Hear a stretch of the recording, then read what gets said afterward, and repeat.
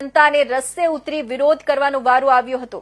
આ તકે વાત કરીએ તો રાજકોટના બાલાજી હોલ પાસે આવેલા વોર્ડ નંબર 11ના રહેવાસીઓ દ્વારા ખરાબ રોડ રસ્તાને અને પ્રાથમિક સુવિધાઓના અભાવને લઈ રસ્તા રોકી રાજકોટ મહાનગરપાલિકાનો વિરોધ કરવામાં આવ્યો હતો। ત્યારે સ્થાનિકો દ્વારા ઇન્ડિયા ન્યૂઝ સાથે ખાસ વાતચીત કરતા જણાવ્યું હતું કે છેલ્લા 5 વર્ષથી રાજકોટના વોર્ડ નંબર 11ના રસ્તાઓ વિસ્તાર બિસ્માર હાલતમાં જોવા મળી રહ્યા છે। સાથે વરસાદના સમયે મોટા ખાડાઓ પડવાથી અકસ્માત પણ સર્જાતા જોવા મળી રહ્યા હતા। ત્યારે આ બાબતે વોર્ડ નંબર 11ના રહેવાસીઓ દ્વારા અવારનવાર રજૂઆત કરવામાં આવી છે, પણ આજ દિન સુધી વિસ્તારની સમસ્યાનો અંત આવ્યો નથી, જેથી આજે રહેવાસીઓ દ્વારા રોડ રસ્તા ચક્કાજામ કરી વિરોધ કર્યો છે।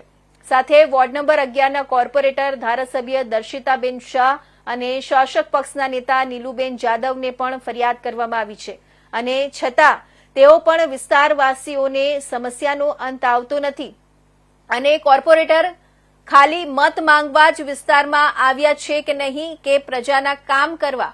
આથી જો આગામી સમયમાં વોર્ડ નંબર 11ના રહેવાસીઓની સમસ્યાનો અંત નહીં આવે તો વિસાવદર વાડી રાજકોટમાં પણ થતા અટકશે નહીં।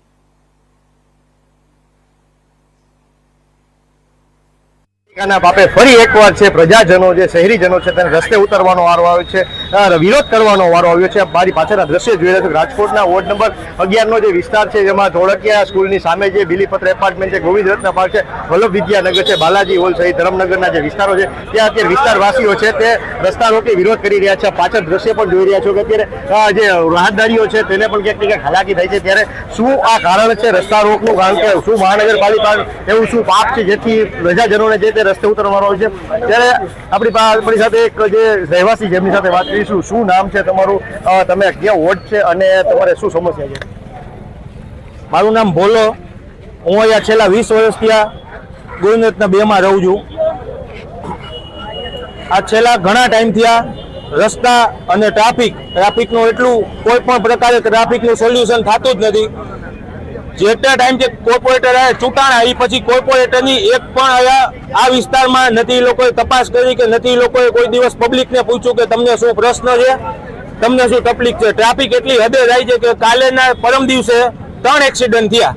6 મહિના પહેલા મારા દાદા એક્સિડન્ટ થયો, એમાં એને લાગી ગયું, બધા અંદરના હાડકા ડેડ થઈ ગયા। કોઈ પણ પ્રકારની તપાસ લેવાતી જ નથી અને કોર્પોરેટરને ખાસ વિનંતી કે આટલો ટ્રાફિક થવા છતાં કોર્પોરેટરે એક વખત મુલાકાત લીધી નથી। અનેક ગણા ફોન કર્યા છે, કોઈ પણ કોર્પોરેટરને પૂછી જોવો, ફોન ઉપાડતા નથી એ લોકો। ધન્યવાદ। અન્ય આપણી સાથે રાહદારી છે એમની સાથે વાત કરીશું। કાકા, શું સમસ્યા છે, કઈ કઈ સમસ્યાઓ છે જેથી કરીને હવે રહેવાસીઓને રસ્તે ઉતરવાનો વારો આવ્યો છે? મેઇન તો સમસ્યા રોડની છે અને ટ્રાફિકની છે। ઘણી વખત અનેક વખત રજૂઆત કરતા એનો કોઈ ઉકેલ આવતો નથી, એટલે ના છૂટકે અમારે આ રસ્તા ઉપર આવવું પડ્યું છે।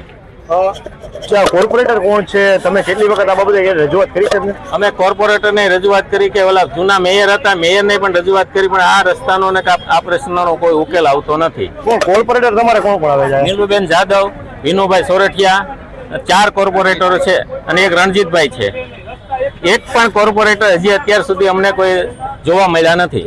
રોડ રસ્તા સિવાય તમારે બીજી કઈ એવી સમસ્યા છે જેથી કરીને તમારે કહેવાય કે પારાવાર મુશ્કેલીનો સામનો કરવો પડે? રોડ રસ્તા સિવાય મેઇન તો ટ્રાફિકની સમસ્યા છે, કારણ કે ટ્રાફિક એટલો બધો રહે છે અને જેમ ફામ જ્યાં ત્યાં ગાડીઓ પડી હોય ટ્રાફિક વાળા કઈ કરતા નથી। ધન્યવાદ। આપણી સાથે કેટલાક મહિલાઓ છે, મહિલાઓ સાથે વાત કરીશું, એમનું શું કહેવું છે? વિરોધ કરવા ઉતર્યા છો, રસ્તે ઉતરવાનો વારો આવ્યો છે, શું કારણ એવું છે કે તમારે વિરોધ કરવા ઉતરવું પડ્યું? રસ્તા માટે રસ્તા તો જોવો પેલા ઉભો રહ્યો।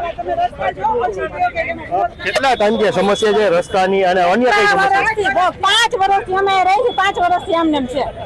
ત્યારે આ બાબતે ક્યારે રજૂઆત તંત્રને કઈ રીતે કરેલી છે? ઘણી વખત કરેલી છે। કોર્પોરેટર કોણ છે? તમે એમને રજૂઆત કરી છે? કોર્પોરેટર મત લેવા આવે છે, રસ્તા ઉપરથી હાલતા નથી, એમને ખબર હોતી નથી। તમે જોયા છે તમારા કોર્પોરેટરને? જોયા તો નથી, નીકળતા હશે, દર્શનાબેન છે। ત્યારે નીકળે છે પણ સમસ્યાનો ઉકેલ નથી આવતો। એમનો વિસ્તાર છે, એમને નીકળવું જોઈએ ને, મત લેવા આવે છે તો રસ્તા ઉપર નીકળતા હોય તો રસ્તા જોતા નહીં હોય। આખા રાજકોટની એકચ્યુઅલી અમારા વોર્ડની પરિસ્થિતિ કેવી છે? રાજકોટનો આ ક્રીમ એરિયો માનવામાં આવે છે બાલાજી હોલ, એટલે ત્યારે અવારનવાર તમે કહેવાય કે રજૂઆત કરી છતાં હજી સમસ્યાનો ઉકેલ નથી આવ્યો. જો હવે આ વિરોધ પછી સમસ્યાનો ઉકેલ અંત નહીં આવે તો શું વિસાવદરવાડી અને જે કહેવાય કે નેપાળમાં જેવું થયું હતું તેવું પણ તમે નારા લગાવીને ઉંચાઈ દીધું? હા, અમે એવું જ કરવાના છે. હવે તો વિસાવદરવાડી જ થશે જો આ રસ્તા સારા નહીં થાય ને તો. તો મહિલાઓને કેવી તકલીફ પડે છે? વરસાદના સમયે રોડ ખરાબ રસ્તા અને ટ્રાફિકને કારણે કેવી સમસ્યા થાય? અરે વધારે ને વધારે મહિલાને આખો દિવસ બહાર જવાનું હોય, શાક લેવા જવાનું હોય, છોકરાઓને તેડવા મૂકવા જવાનું, અહીંયા પડે ત્યારે શું કરવાનું? અને પડેલા જ છે અમે લોકો બધાય. અને વરસાદ ચોમાસામાં તો પાણી જ ભરાઈ જાય છે ગોઠણ સુધીના.